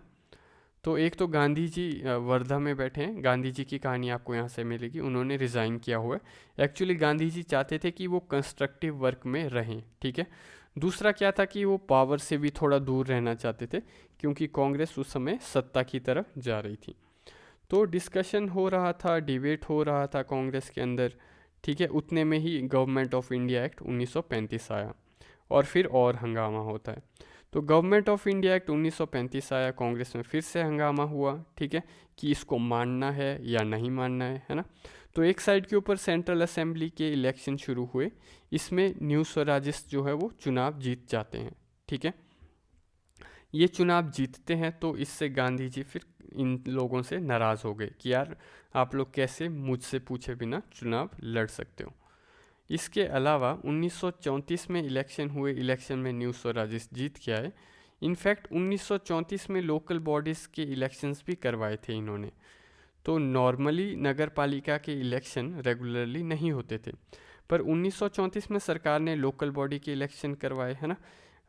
तो इवन लोकल बॉडी को इलेक्शन को लेकर भी कांग्रेस में हंगामा हुआ था कि इसके चुनावों में हम लोग क्या करें, है ना, किस तरह से पावर को हम लोग चखेंगे ताकि हम लोग जो है सत्ता के नशे में ना आए। तो उसके अलावा हमने देखा तात्कालिक रूप से गवर्नमेंट ऑफ इंडिया एक्ट 1935 आ गया। तो आप यहाँ पर देखो कि एक साल के अंदर इन लोगों ने नगर पालिका के चुनाव करवाए, केंद्र की असेंबली में चुनाव करवाए, है ना, और तो और गवर्नमेंट ऑफ इंडिया एक्ट 1935 को लेकर के आए, है ना। तो इतनी सब चीज़ें एक साथ, तो ये प्यार नहीं था, है ना, ये एक साजिश थी। क्योंकि पॉलिटिकल रिफॉर्म्स नॉर्मली जो सरकार 10 15 30 सालों तक नहीं देती थी, है ना, देन यू विल फाइंड कि एक एक करके पॉलिटिकल रिफॉर्म्स के नाम के ऊपर चुनाव करवा रही है। तो हम इस तरह से गवर्नमेंट ऑफ इंडिया एक्ट 1935 ने पहले तो इसको गवर्नमेंट ऑफ इंडिया एक्ट 1935 को कांग्रेस ने ऑफिशियली इसको पहले रिजेक्ट किया। इन्होंने कहा कि we will not accept this, है ना। फिर एक साल तक हम देखेंगे कि कांग्रेस ने रिजेक्शन मोड में रखा इसको। फिर आप देखोगे 1935-36 के ट्रांजिशन के समय पर यू विल सी कि जवाहरलाल नेहरू कांग्रेस को लीड कर रहे थे। इस पीरियड में कांग्रेस के अंदर चर्चा होनी शुरू हुई कि गवर्नमेंट ऑफ इंडिया एक्ट 1935 को क्या किया जाए। इनिशियली तो इन लोगों ने रिजेक्ट किया, फिर कुछ लोगों ने कहा कि यार हमने तो रिजेक्ट किया है पर हमारे रिजेक्शन से कुछ बनता नहीं है, व्हाट अबाउट अदर्स, कोई और तो यहाँ पर बैठेगा ही, चुनाव तो होंगे ही, वो लोग चुनाव लड़ेंगे तो फिर जीतेंगे भी, है ना। तो ऑब्वियस है, देयर इज़ एवरी पॉसिबिलिटी कि फिर सरकार भी बनाएंगे तो फिर हम लोग तो बाहर ही रह जाएंगे। 35, 36 और 37 मतलब ये 3 साल में जब ये कानून आया उसके कंटिन्यूस डिस्कशन होनी शुरू हो रही है, ठीक है, कि क्या किया जाना चाहिए। तो इसको रिजेक्ट तो कर दिया है हमने, पर भविष्य में क्या करना चाहिए। तो इस बेसिस के रूप में एक तो लखनऊ कांग्रेस में डिस्कशन हुआ, ठीक है। दूसरा आप देखोगे तो जड़गांव के पास एक जगह आपको देखने को मिलेगी, फैज़पुर, ठीक है, फैज़पुर। क्योंकि गांधी जी ने लोगों को, कांग्रेस वालों को उस पीरियड में कहा था कि भाई तुम गांव में जाओ, India lives in its villages, आप गांव में जाओ और जाकर वहाँ पर किसानों को देखो, ठीक है। तो इस वजह से फिर फैज़पुर सेशन जो है, पहली बार ऐसा सेशन हुआ जो गांव के अंदर हो रहा था। इसी पीरियड में कांग्रेस के अंदर दो ग्रुप्स उभर करके आएंगे, ठीक है। एक ग्रुप जो इलेक्शन में पार्टिसिपेट करना चाहता था, दूसरा नहीं करना चाहता था। तो ये प्रोविंशियल इलेक्शंस में भारत के 11 राज्यों के अंदर चुनाव होंगे। कांग्रेस खुद दुविधा में थी पार्टिसिपेट करें कि ना करें। फिर से घुमा फिरा के वही कहानी आई जो 1934 में आ रही थी, ठीक है। कांग्रेस का राइट विंग कुछ और कह रहा था और कांग्रेस का लेफ्ट विंग कुछ और। Subhash Chandra Bose and we will see कि जवाहरलाल नेहरू कह रहे थे कि अगर हम लोग सत्ता के ऊपर आए तो it will be an example of responsibility without power, है ना। हमारे हाथ में इनफैक्ट जिम्मेदारी तो बहुत होगी राज्यों को चलाने की, लेकिन हमारे हाथ में शक्ति नहीं होगी। पावर तो गवर्नर के पास है, हर छोटी छोटी बात के ऊपर प्रोविंशियल ऑटोनॉमी में अड़ंगा अड़ा देगा, तो हम क्या करेंगे। तो क्योंकि 1935 के एक्ट में एक शब्द लिखा गया था ब्रिटिश इंटरेस्ट, है ना, कि राज्यों के अंदर ये बात लिखी गई है कि जहाँ तक ब्रिटिश इंटरेस्ट की बात आएगी वहाँ गवर्नर का वीटो रहेगा। तो अब ब्रिटिश इंटरेस्ट में तो कुछ भी आ सकता है, लॉ एंड ऑर्डर आपके हाथ में नहीं है, सिविल सर्विसेज आपके हाथ में नहीं है, तो आप क्या करोगे, है ना। 1919 में भी यही हुआ था, जो आईसीएस ऑफिसर्स थे उन्होंने कॉपरेट नहीं किया राज्य सरकारों को, है ना। तो the same old story will be repeated over here. तो left wing within Congress, खास करके बोस और नेहरू जी मना कर रहे थे, कह रहे थे कि भाई देखो ये तो बहुत ही रिस्पॉन्सिबिलिटी विदाउट पावर हो जाएगा। वहीं राइट विंग में हम देखेंगे सी राजगोपालाचारी बैठे थे, है ना। ही वॉज लाइक नहीं करो, पार्टिसिपेट करो, देखो न्यू स्वराजिस्ट अच्छा काम कर रहे हैं, है ना। अब उस पीरियड में 1934 में जो इलेक्शन हुए थे उसमें न्यू स्वराजिस्ट का थोड़ा वर्किंग अच्छा हो गया था, तो इस सब की भी फिर डिस्कशन और चर्चा हो रही थी। Right wing was actually quite adamant, इन्होंने लेफ्ट को थोड़ा डोमिनेट किया। उसमें फिर नेहरू जी भी थोड़ा इधर उधर के थे, कभी हाँ करते कभी ना करते, फिर उन्होंने कहा कि चलो कर देते हैं, ठीक है। तो कांग्रेस ने फैज़पुर सेशन में फाइनली डिसाइड किया कि 1937 में we are participating in the election, okay. तो इलेक्शंस को लेकर इनकी क्लैरिटी आ गई फैज़पुर सेशन में कि यस वी आर पार्टिसिपेटिंग।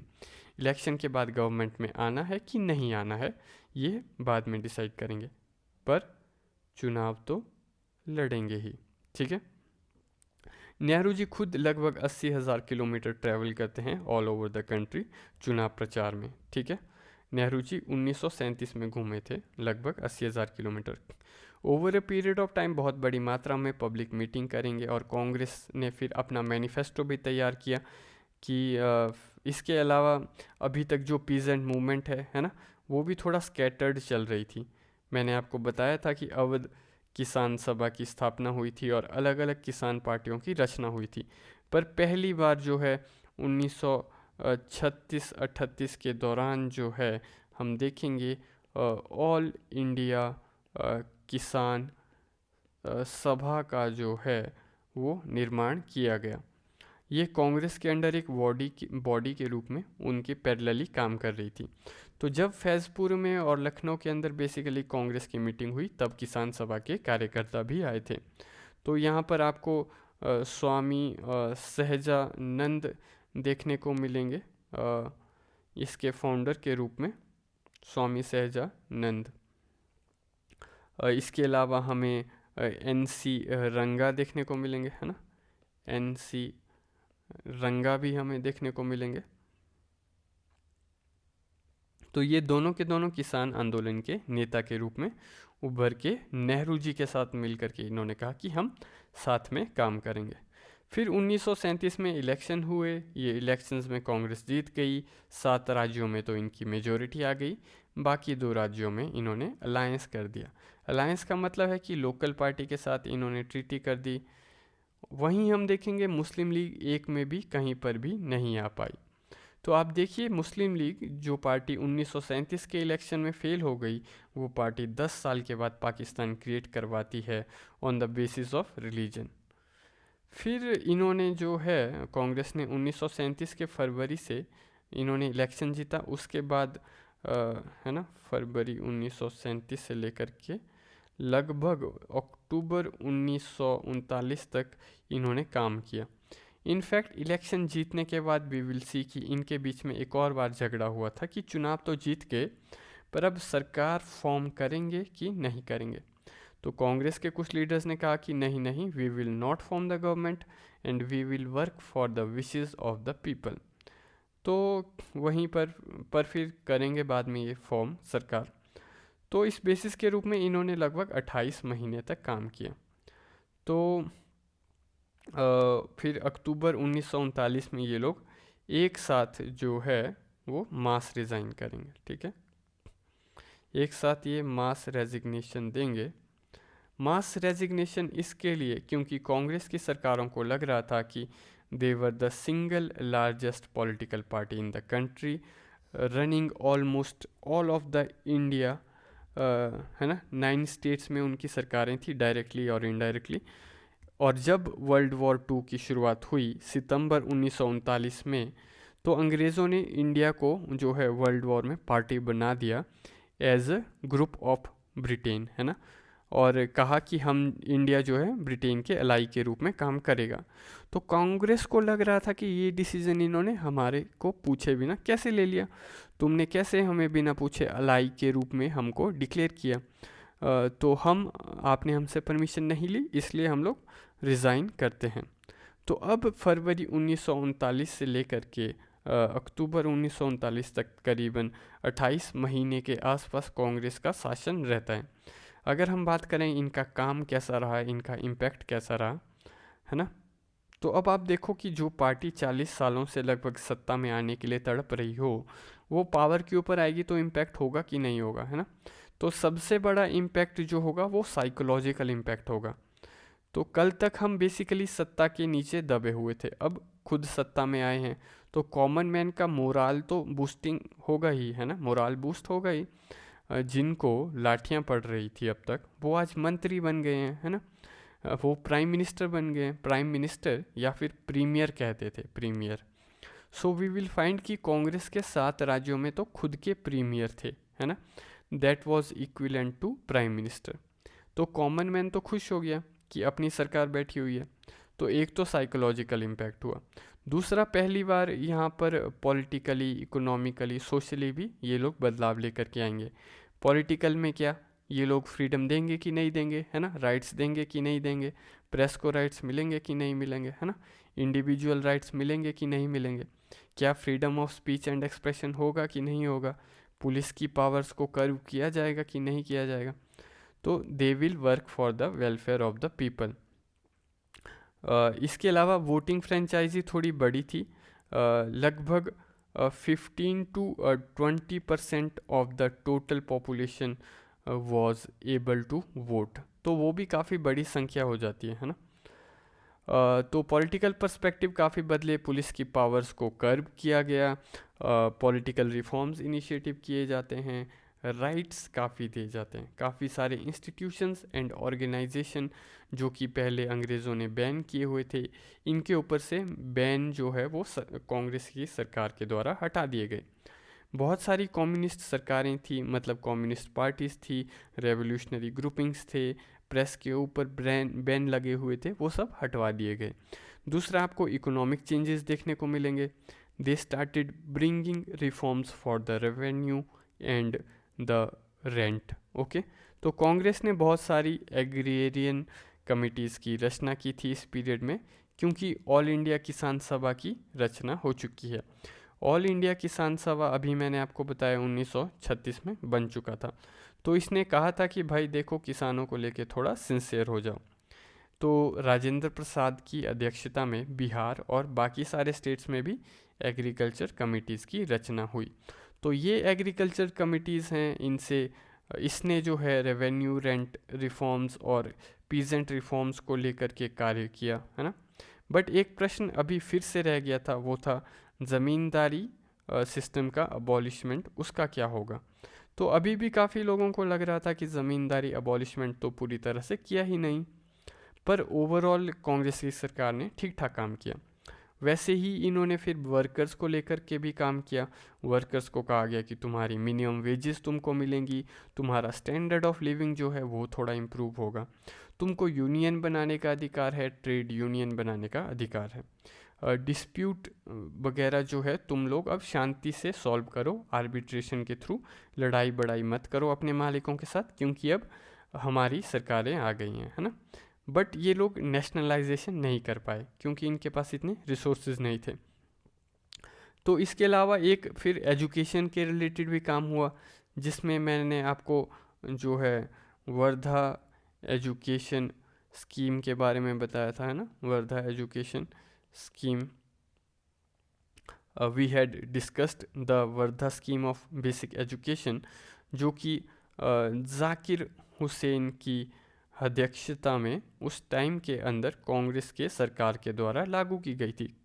इसको नई तालीम भी कहते हैं, है ना। तो गांधीयन प्रिंसिपल्स के ऊपर से गांधी जी के द्वारा जो सिद्धांत दिए गए थे, इस बेसिस के ऊपर से एजुकेशनल रिफॉर्म इंट्रोड्यूस किए गए थे। सोशल रिफॉर्म्स में वी विल ऑल्सो सी कि गांधी जी के द्वारा दलित अपलिफ्टमेंट, हरिजन अपलिफ्टमेंट का एक बहुत बड़ा कंट्रीब्यूशन देखने को मिलेगा। इसके अलावा जो है इंटॉक्सिकेंट्स के जो है प्रोहिबिशन के लिए जो है काम किया गया था, ठीक है। क्योंकि इसके अलावा गांधी जी ने जब वॉइसरॉय को 1931 में लेटर लिखा था, तो उसमें भी प्रोहिबिशन ऑफ इंटॉक्सिकेंट के ऊपर बात की थी। तो इसके अलावा होता ही है कि ओवरऑल जो कांग्रेस की मिनिस्ट्रीज थी, उनके लिए कहा जाता है कि इन्होंने मिनिमम रिसोर्सेज के साथ काम किया है, क्योंकि इनकी कंटिन्यूसली कन्फ्लिक्ट होती रहती थी गवर्नर के साथ।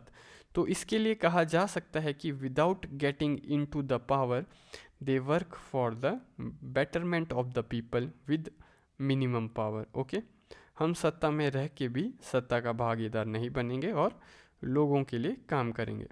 आप देखिए, ब्रिटिश हमेशा हमको ये कहते थे we are unfit to rule, तो हमने ये बता दिया कि हमने 2 साल रूल किया है और उसके बाद रिज़ाइन भी कर दिया, क्योंकि हम सत्ता के भूखे नहीं थे। इसके अलावा इनकी क्रिटिसिज्म भी बहुत हुई। क्रिटिसिज्म के अंदर आपको ये मिलता है कि in certain cases they were power hungry, in certain cases police का मिसयूज़ भी हुआ था, in certain cases you will find कि लेबर यूनियंस पर इन्होंने लाठियां चलवाई थी, सेक्शन 144 का दुरुपयोग किया था। बहुत से केसेस में ये भी देखने को मिलेगा, है ना, तो कांग्रेस की सरकार अब जब खुद अपने सामने एजिटेशन होती थी तो उसको सप्रेस कर देती थी। तो मद्रास में सी राजगोपालाचारी की सरकार थी। Rajagopalachari was the premier of the Madras. तो फिर later on governor general of India भी बनेंगे राजगोपालाचारी। खैर मद्रास में इनकी सरकार थी, he was the prime minister. उनके सामने आंदोलन 2-4 बार हो गए तो उन्होंने लाठियां चलवा दी अपने लोगों के ऊपर। फिर नेहरू बीच में आ गए थे, बोले अरे किधर तुम ये कर रहे हो, अपने ही लोग हैं, है ना, तुम ब्रिटिश ऐसा क्यों एक्ट कर रहे हो। तो इस तरह से हम देखेंगे कभी कभी पुलिस का दुरुपयोग भी किया गया इन लोगों के द्वारा, अपने ही पॉलिटिकल ओपोनेंट्स के पीछे पुलिस लगवाते थे। तो कांग्रेस ने इनफैक्ट किसान सभा के ऊपर भी बैन लगवा दिया था। आपको जान के बड़ी हैरानी होगी, बिहार में किसान सभा के कुछ आंदोलन में बहुत हंगामा हो रहा था तो इन्होंने अपनी ही किसान सभा के ऊपर बैन लगवा दिया था। तो काफ़ी जो कम्युनिस्ट पार्टी के लीडर्स थे इनको भी इन्होंने जेल में डाल दिया था। तो 28 महीने की कांग्रेस की सरकार में काफ़ी हंगामा हुआ है। बट फिर से जब इनको कंक्लूड करेंगे, वी विल सी कि पॉजिटिव वे के अंदर ही कंक्लूड करेंगे। वी विल सी इससे काफ़ी फ़ायदा होता है। इनफैक्ट 1938 में नेशनल प्लानिंग कमेटी की रचना की गई और भारत में इकोनॉमिक एस्पेक्ट कैसे होगा और नेशनल प्लानिंग कमेटी के थ्रू कैसे चलेगा उसको लेकर भी चर्चा हुई।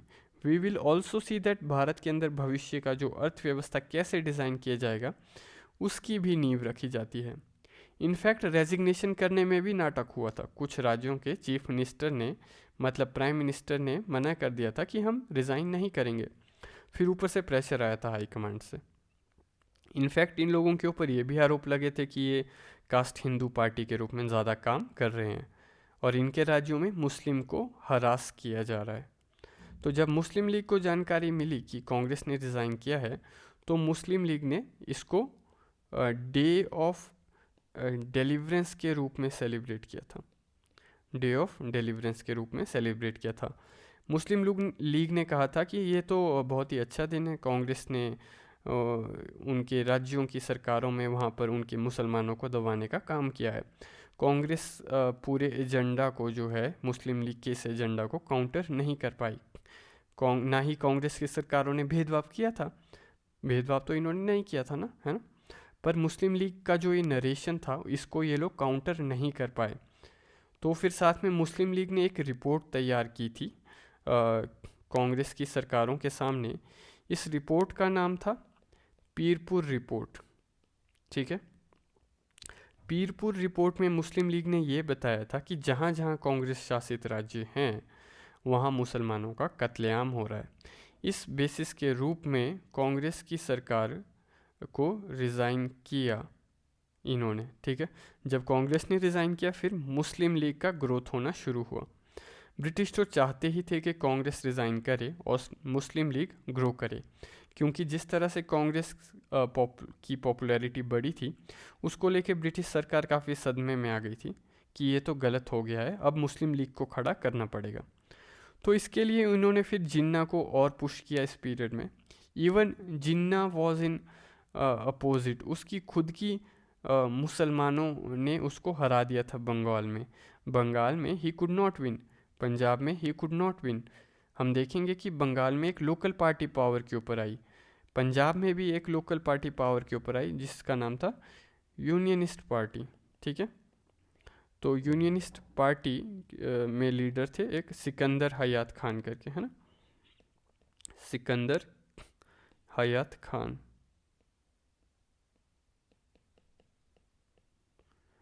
इसके अलावा अगर हम नॉर्थ वेस्ट फ्रंटियर की बात करें वहाँ पर कांग्रेस मेजोरिटी में थी, वहाँ पर बादशाह खान जैसे लीडर थे, है ना, कांग्रेस के।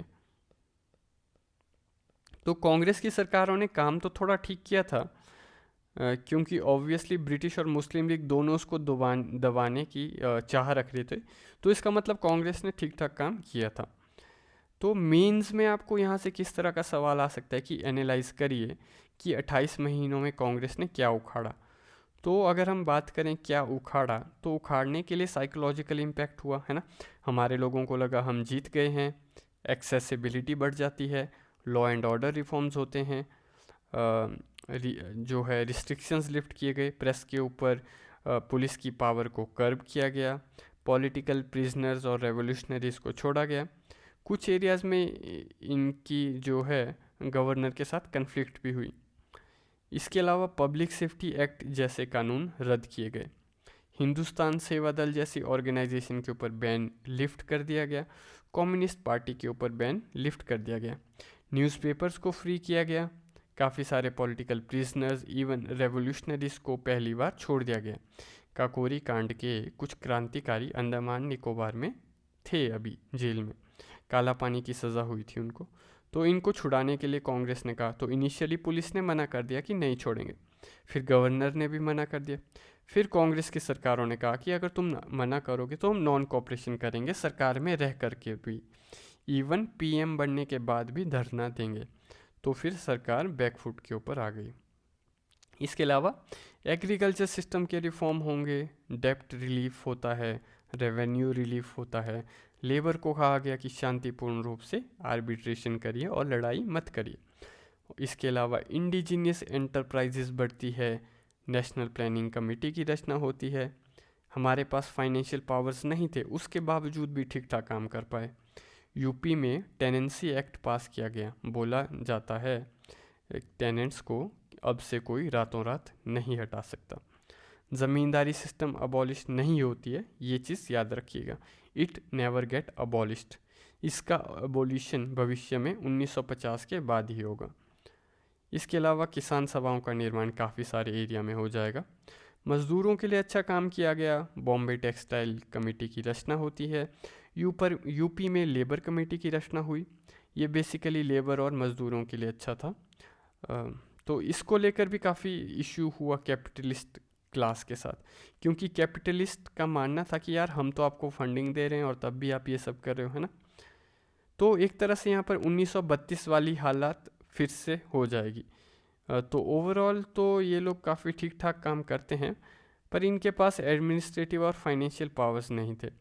दूसरा क्या होता है कि विधानसभा कोई कानून पास करती थी तो विधान परिषद में मैटर जाती थी। विधान परिषद के पास पावर उस टाइम पर ज़्यादा हुआ करती थी, तो फिर ये लोग बीच में जा कर के वीटो कर देते थे। तो काफ़ी सारे डेडलॉक भी आपको सरकार के अंदर क्रिएट होते हुए देखेंगे इस पीरियड में।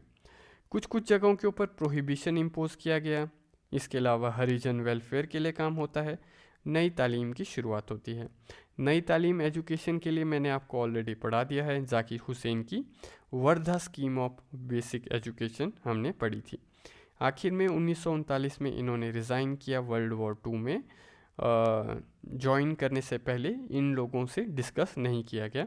इनसे बिना पूछे इंडिया को अलाई बना दिया गया ब्रिटेन का। तो इस चीज़ की वजह से इन्होंने मास रेजिग्नेशन किया। तो एक जो मिथ था कि Indians are not fit to rule, ये मिथ टूट गया। अंग्रेज़ों ने ये सोचा था कि हम एक बार सत्ता में आएंगे तो फिर रिज़ाइन नहीं करेंगे, बिकॉज होता है ना, पावर का नशा चढ़ जाता है। Once you come to power you get stick to it. पर हमने इस चीज़ को गलत प्रूव किया। दूसरा ये था कि मज़दूरों और किसानों की एक्सपेक्टेशंस ये कम्प्लीटली फुलफ़िल नहीं कर पाए, क्योंकि फिर से इनके साथ वही हुआ है ना कि ज़मींदारों को लग रहा था कि ये किसानों की पार्टी है, किसानों को लग रहा था ज़मींदारों की पार्टी है, लेबर्स को लग रहा था ये कैपिटलिस्ट की पार्टी है, और कैपिटलिस्ट को लग रहा था ये लेबरों की पार्टी है। तो इस वजह से इनका सोशल बेस बहुत अफेक्ट होता है इसके कारण, क्योंकि इनके खुद के लोग ही नाराज़ हो गए थे इनसे। इसके अलावा लेफ़्ट पार्टीज़ भी इनके लिए बहुत क्रिटिकल थी। ये कहती थी कि बहुत बेकार लोग हैं कांग्रेस वाले, है ना। आरपी दत्त के बारे में मैंने आपको बताया था। उनका ये मानना था कि ये सब के सब बुर्जुआ क्लास है जो पावर के ऊपर आए हैं, है ना। ये अपर मिडिल क्लास है, ये सत्ता के ऊपर आ चुके हैं, और ये लोग कोई भारत के भला करने के लिए नहीं आए। तो ओवरऑल इनका ठीक ठाक कार्य रहा है। वी विल फाइंड कि इनका कंट्रीब्यूशन हम ऐसे पॉजिटिवली भी देखते हैं और थोड़ा बहुत नेगेटिवली भी देखते हैं। ठीक है, तो ये सब था फ़िलहाल अब के लिए। आज के लिए इतना ही, बाकी अब हम नेक्स्ट लेक्चर में देखेंगे। Thank you very much.